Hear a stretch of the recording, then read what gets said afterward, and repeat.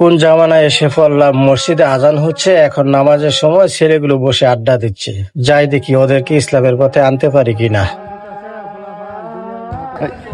এই চুপ চুপ চুপ, ইমাম সাহেব আইতাছে মসজিদের। আরে ইমাম সাহেব আইতাছে দেখিছে, ইমাম সাহেবের মতন যাইবো, আমরা আমগো মতন আছি।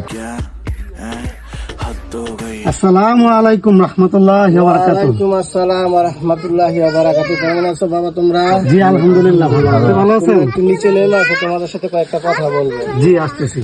দেখো বাবারা, এখন আজান দিয়েছে নামাজের সময়, এখন তোমাদের নামাজ পড়ার দরকার। এই সময় যদি বসে আড্ডা দাও, এটা কি ঠিক? ঠিক না।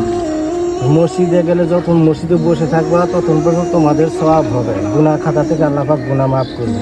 আর মসজিদে যতক্ষণ বসে থাকবা ওই সময়টুকু সময় ওই হিসাব আল্লাহ পাক নেবে না, কিন্তু বাইরে যে বসে যে আড্ডাটা দিতেছে তোমরা, এই সময়টুকু হিসাব কিন্তু আল্লাহ পাক চাইবে। তোমরা কিরকম চাও যে যৌবন বয়সে এই ইবাদত আল্লাহ পাক গ্রহণ না করুক?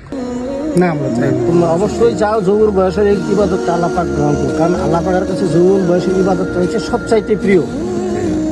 তো সুতরাং এই সময়টা নষ্ট না করে চলো আমরা মসজিদে যাই, নামাজ পড়ি, আল্লাহ পাকের কাছে ইবাদত করে আল্লাহ পাকের কাছে গুনাহ মাফের তওবা করি। জি ইনশাআল্লাহ। হুজুরে খালি জ্ঞান দেয়, বুঝছো? হ্যাঁ ঠিক কইছস। যাইতে জ্ঞান দেয়। আনোয়ার, একটা জিনিস ভেবে দেখলাম আসলে যে আসলে আমরা জীবনে অনেক পাপ করেছি। হুজুর আমাদেরকে সঠিক কথাই বলেছে।